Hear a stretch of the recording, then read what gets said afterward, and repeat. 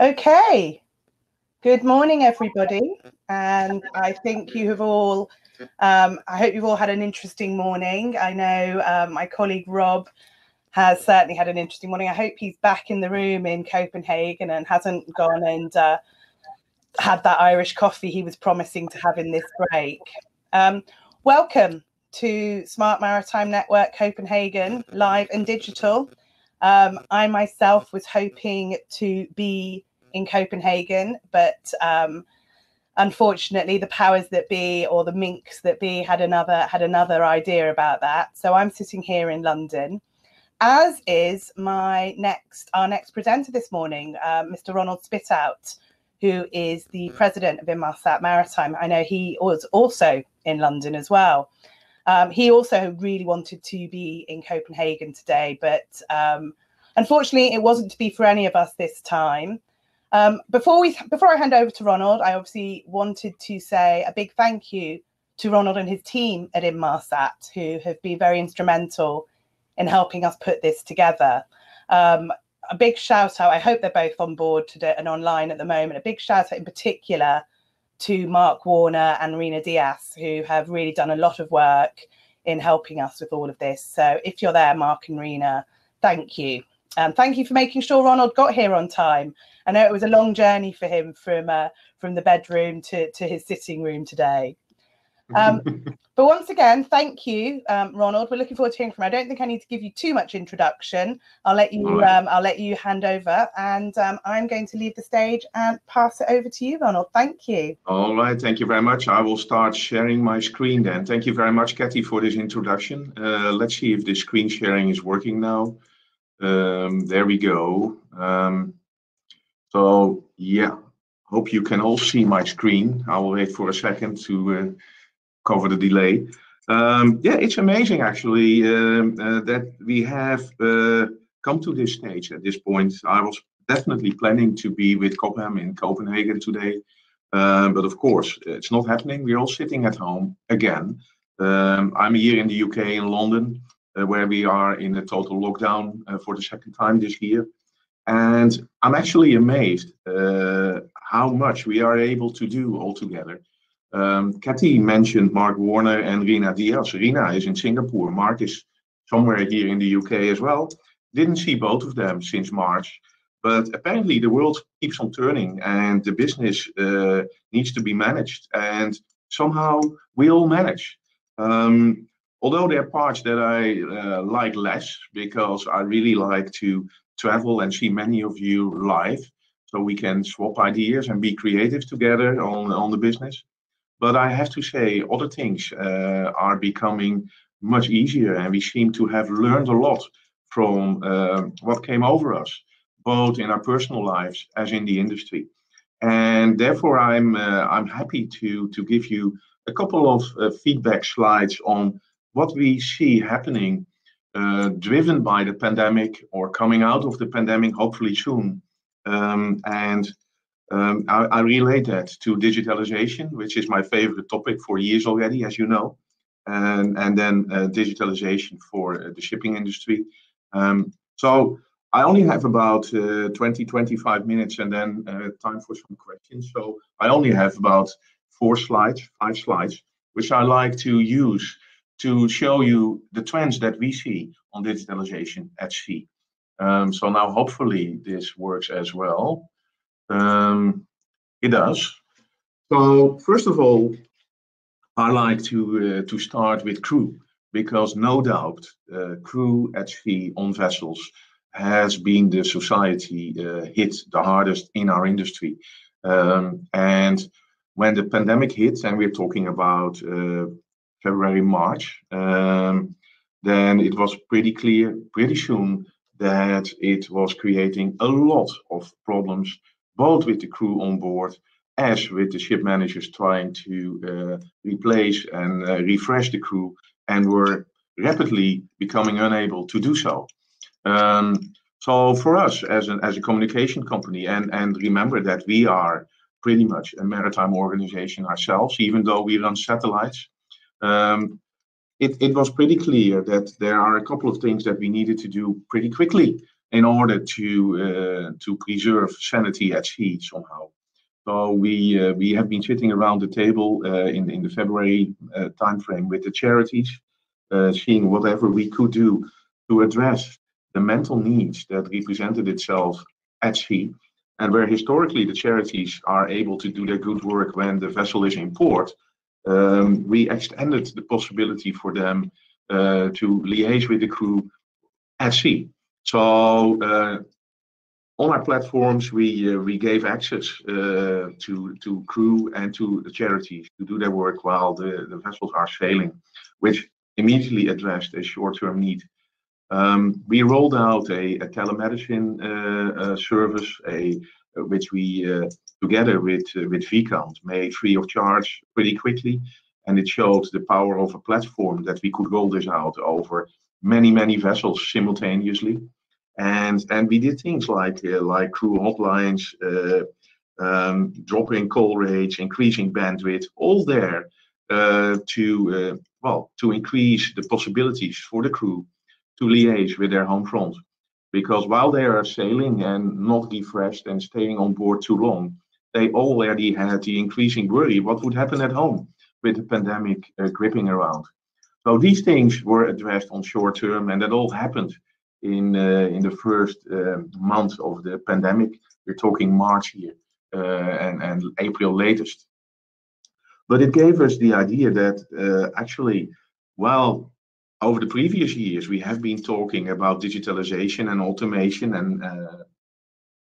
and autonomy even, it became clear that crew is and will be for a long time one of the most important assets that we all have together at sea, and that we need to do something structural to address their needs, and to address the needs of the industry going forward. So realization that on a structural level that crew is and will be an important asset that needs protecting, and that seamless interconnectivity with shore is becoming more and more a right than anything else. But also the realization that there's a need to personalize services to crew via communication while they are sailing on board. I mentioned the charities, but there's a myriad of services that crew is waiting for while at sea in order to give them control over their lives while they are at sea. And many of the ship managers started to realize that stress factors, mental health, and well-being are equaling dollars, in the sense that if crew is more stressed, they start to make more errors. If they start to make more errors, then there is danger of assets lost and even lives lost. So there was a need emerging that something needs to be done on a structural level for crew, and that gave us the idea halfway the year to come with a research paper we call Welfare 2.0. You see it in the right upper corner. You can find it back on our websites. But basically, it is a research paper, and we commissioned Titius and Nick Chubb and his organization. He will be the speaker after me, I believe, to look at the role of technology and where technology could enhance crew welfare.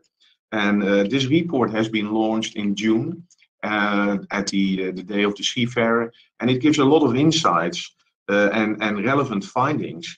And what it shows is that there's a structural lack of investment in crew welfare technology to personalize the technology, to personalize services for crew at sea, to make sure that assets are protected in the form of protecting their mental well-being.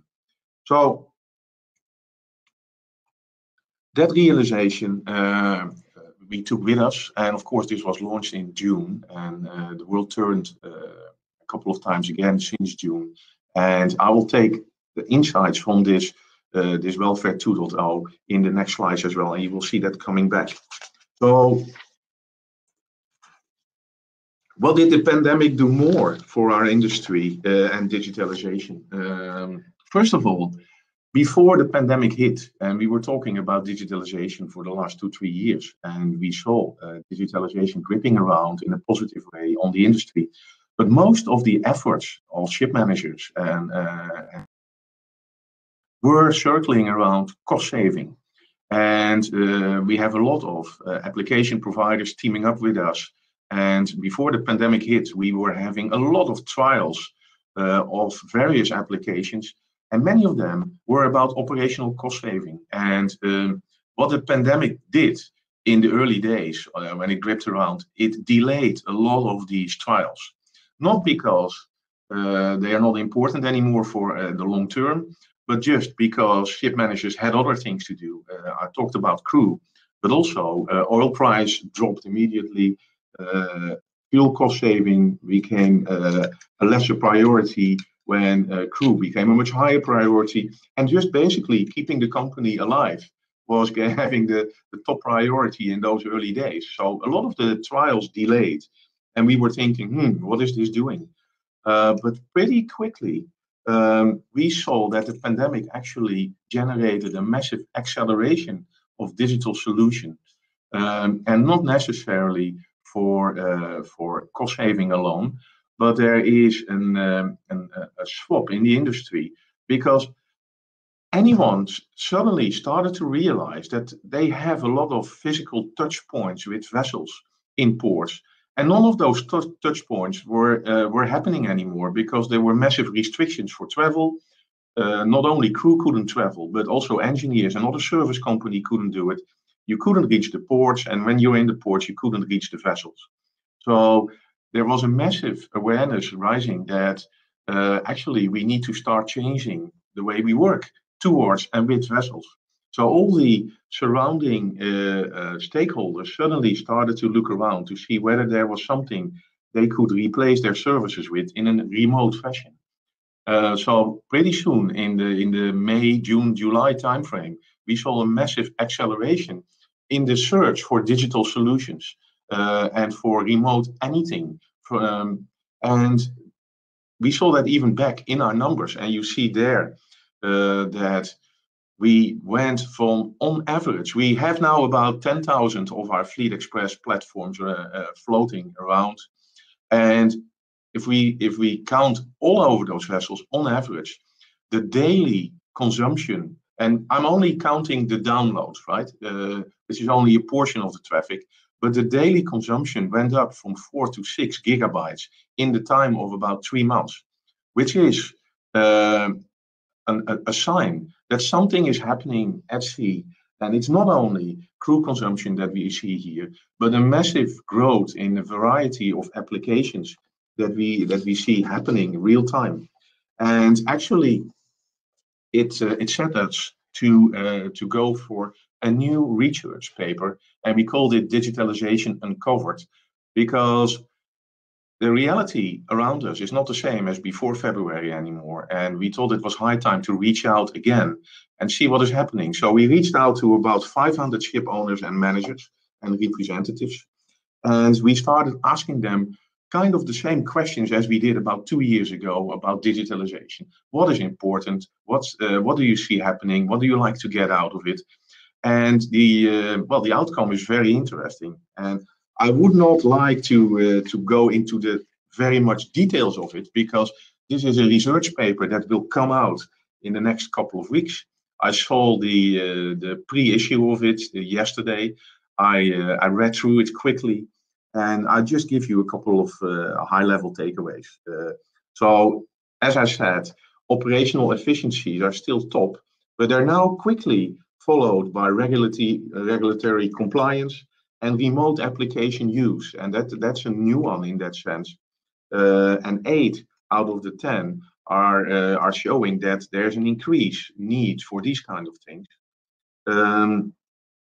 Then a no-brainer for me was that 9 out of 10 of the respondents are now saying that they are expecting something tangible out of the IoT-based solutions, and that it creeped up, and 49% are estimating efficiency gains from IoT far north of $1 million in the next 12 months. then of course performance monitoring and fuel optimizations, they were there. But actually, I think they will be overtaken by a couple of the other applications that you will see mentioned and spelled out in that research paper. And then a big increase is the need for real-time stuff. And I will zoom into the real-time stuff of that because I'm very happy to see that reconfirmed to us that getting the data of the vessels in real time is still one of the most critical portions of this. So watch this space. You will see this research paper coming in the next couple of weeks. Mark will most likely send out press releases around this. So I would say download it where you can, because it's not only giving me the needs of the industry, it's giving you the needs of your competitors. So you can use this digitalization uncovered to benchmark yourself against the need of your peers in the industry.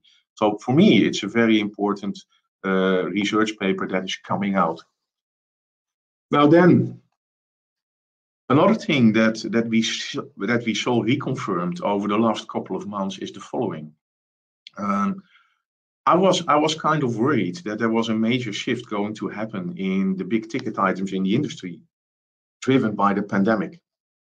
But I'm happy to see that most of the merchant marine vessels have a pretty resilient operation. I'm not talking about people carriers, because of course that is the most cumbersome part of our industry.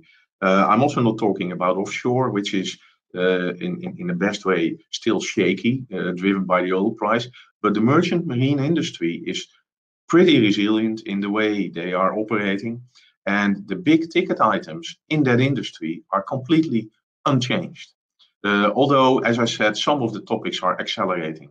But if you look at the big ticket items about, and they are all about sustainability for the supply chains, but also you see now finance and chartering. You see last year you saw Poseidon Principles kicking into the finance community, where they are refinancing and financing more greener vessels. The same thing you see now happening in the chartering community, where they are preferring the greener vessels that are proven to be greener for the future. You see that the biggest ticket item on decarbonization and zero emission fuels is still topping the chart.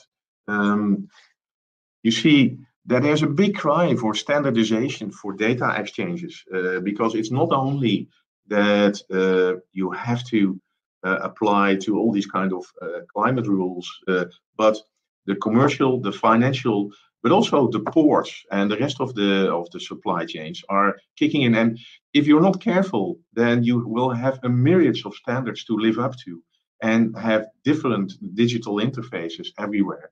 So there's a big cry in the industry about standardization, which is no surprise. And they're quickly moving from all kind of manual reports into high frequency data exchanges driven by that standardization. And I talked about remote operation, which was already a driver before the pandemic, but got heavily accelerated.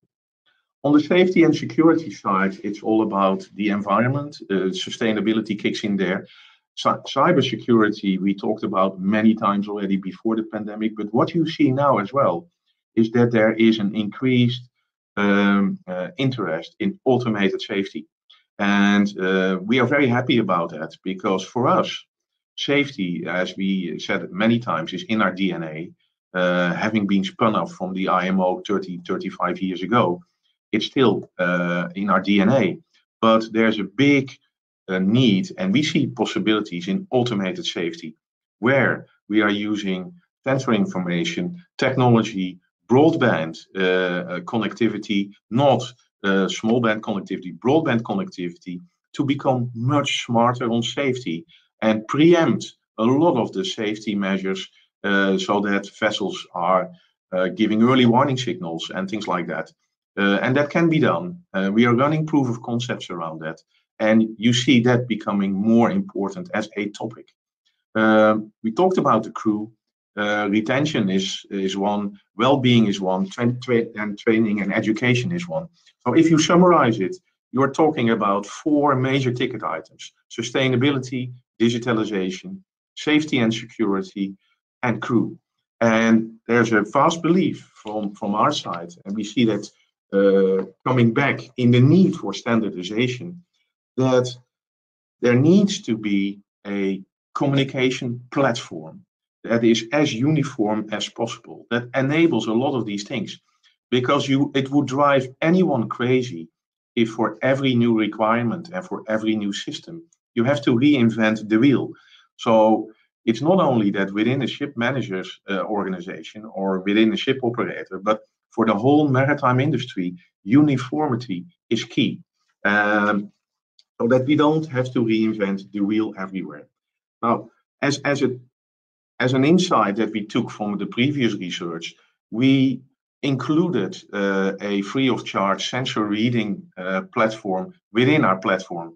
And if it did something, it really increased the quality of the discussions around which applications should be monitoring which sensors on board, taking away the hurdle for that and not a need to reinvent a lot of systems on board to read the different sensor information from different systems. It actually also increased the way shipping is looking at digital. And I have that summarized as following. We saw, because we made sensor reading free of charge as a basic version in all our Fleet Express deployments as we go. And the moment somebody gets that platform, they start discovering what is possible with sensor information, and it's all real time. And what it did, it massively increased the ecosystem around us. You know that for years we are talking about certified application providers, but that community is actually becoming more and more diverse, driven by the pandemic, where certainly a lot of the service company around the industry started to see that they have a need to do something physical on board, which they cannot do now because of the restrictions everywhere. You see the application arena becoming more and more diversified. Shipyards are kicking in, classification societies are kicking in, OEMs were already there, charities are being added. So the range of application needs is just growing massively. And that plays into the startups. We already concluded before the pandemic that the people who are in business on digital services 5 to 10 years from now are the startups of today. And that is becoming more and more clear. Just a little example from within Inmarsat, and I'm talking digital services here. So very basically, a while ago, I had an issue with my laptop. So I call the help desk that we have within Inmarsat. They're picking up, they're 24/7, get a guy who solves my issue. And I said to him, and probably it just shows my age, I said, well, what about you? Do you like to get back to the office as well? And then he said, well, I'm sorry, sir, I've never been in your office, because he was hired after the pandemic. So he was a young guy, just stepping up, and he helped me greatly, knowing everything about my systems and the way I'm using them. So it just shows that the new generation, which is heavily represented in the startup community, have no problem working the way we are forced to work now because of the pandemic. And they are the ones who are adopting the quickest. So where before the pandemic, we saw the rise of the startups, that is only accelerated. So we thought, with that knowledge in our pocket, we were thinking about writing a challenge. So we teamed up with Shell, Shell Shipping and Maritime. We teamed up with TCS, the digital consultancy company, and we wrote a digital innovation challenge. And we combined that with the insight that there's a structural underinvestment for crew. So was there something we could do for the crew on a structural level to make sure that innovation on a vessel is happening with that in the back of our mind? So using the digital enablers that we have on our platforms, so we reached out to Shell, we will install stuff on their vessel with the winner of this challenge. And they are using the digital enablers that we have standard in that platform. Like, you know, if you do anything on sensory information, you want to have that real time without interfering on your primary communication. If you want to do something for your crew, you need to do that real time. And the bandwidth consumed over there shouldn't hamper you in your business. So all these kind of digital enablers are part of that platform now. And we said to that community of startups, well, think about the crew, think about welfare, think about improving their lives, efficiency, preserving assets. What can you do? Now, that is in short, is the challenge that we rolled out. And I'm sure that Nick will talk in much more detail about what came out, and probably he will also announce the winner of this. But it shows that there's a shift in attention on digitalization. Some of the stuff is reconfirmed, some of the stuff is accelerated, as I said. But all with all, digitalization is going into a next gear. It's not delayed as we feared at the start of the pandemic. So that is what I had to share. I'm sorry I couldn't do that in person, but I thought it was an interesting insight. And we are not suffering, we are thriving in that way. Cathy. Hello. Up to you. Hey. Thank you very much, Ronald. We do have some questions for you. If I could start off actually selfishly with a couple of my own, if that's all right. Sure. You talked about barriers to standardization. Where do you think the barriers to standardization still exist? What do you think is the key challenge there? Well, the key challenge, I talked about that in a couple of roundtables over the last month. I think one of the key missing bodies that we have in the industry is that if you look at aviation, there's something like IATA, right? There is not something like IATA in the maritime industry. So yeah, on one hand you have the financiers, the other hand you have the ports, then you have the charterers, and they're all looking into something, but there's no overarching body that kind of sets guides for uniform IT and data exchange. And probably it's high time that such a body starts to emerge, because if you look at the IMO, they are not fit for that, they are not set for that.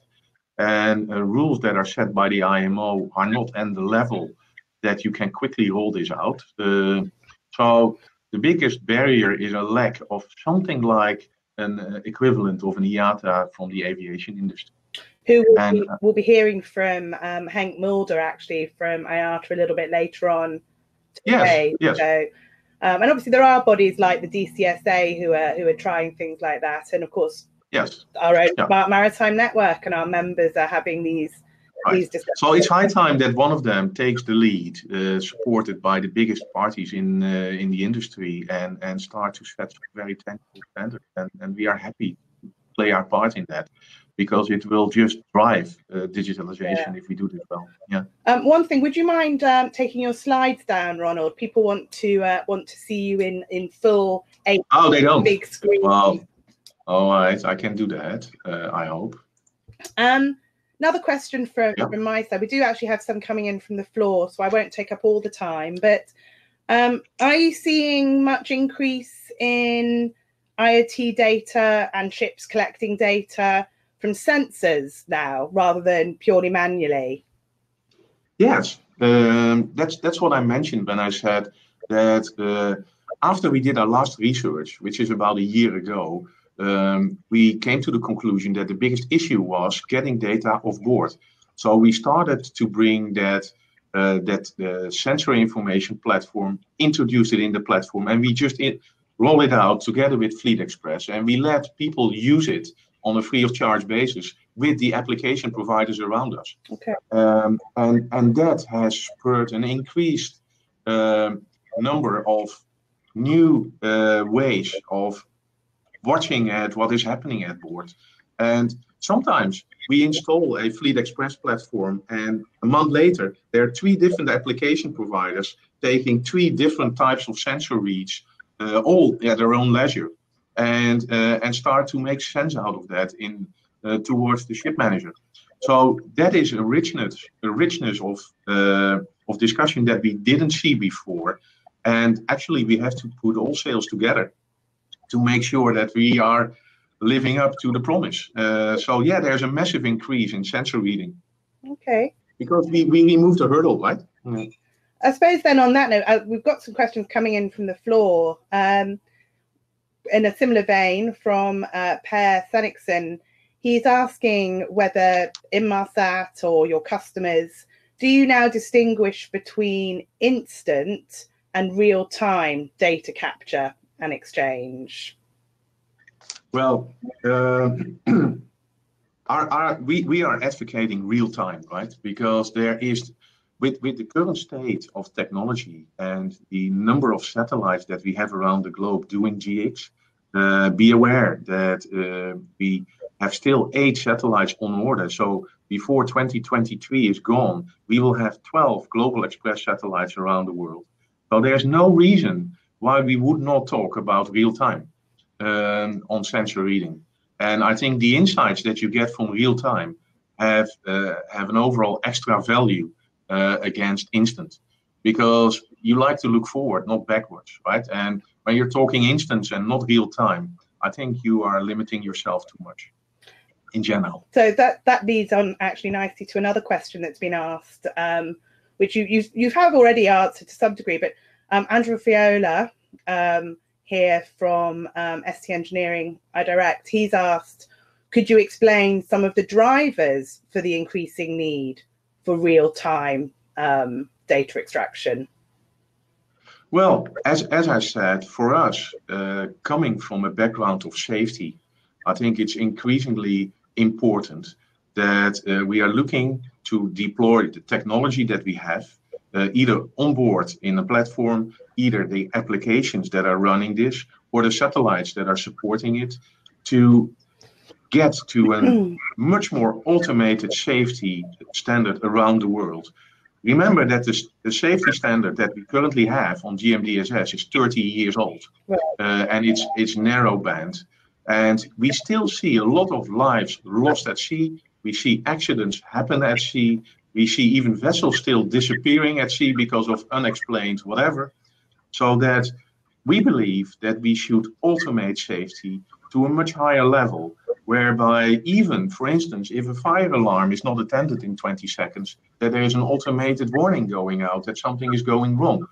So therefore, I'm a big advocate for real time and not instant, because I think we can preserve much more assets and lives at sea if there are real-time warnings and measures going out that show people on shore, either in the headquarters of a company or in the bodies that are helping out if there's disasters happening, early warnings that show that something may be going wrong, so that you can respond much quicker to the action.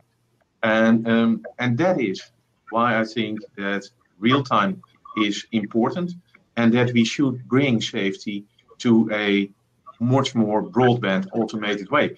There's so much value in the possibility that if an early warning is sent out for whatever reason, that you have a direct CCTV link to the vessel that gives you an instant view about what is happening on and around that vessel. Now, the technology is there. Why wouldn't we use it? That's my answer to that. Thank you. We have 1 more minute, and there are other questions in here, which I'll send to you after the event anyway, so you can see who's asked. But there's one which is actually related to one that I was going to ask you anyway. So Rajesh, who is from C-SPAN, actually one of our new members. So Rajesh, you're up very early in Canada time, aren't you? Rajesh has asked what your view is, or what Inmarsat's view is, on the LEO and MEO solutions getting into the market. Well, I don't know yet, because they're not commercially functional yet, right? So, of course, there is a value on LEOs, and it's coming quickly, I guess. But where I see a lot of the value of the LEOs is under the satellites that are passing you, and so far, I didn't see constellations that are ready to deploy that same level at sea. And we looked at all these constellations, and most of them are focusing on big, dense communities, bringing them instant internet at low latency levels. which is all great for us here in London or for people on big landmasses. But if some of the constellations have a need for Earth stations under the satellite. So I don't see that happening at sea quickly. And also, if you have to hop from one satellite to another before you reach an Earth station, a lot of the latency benefits are gone. So I don't know yet whether it will have a deep sea application coming out of the LEOs yet.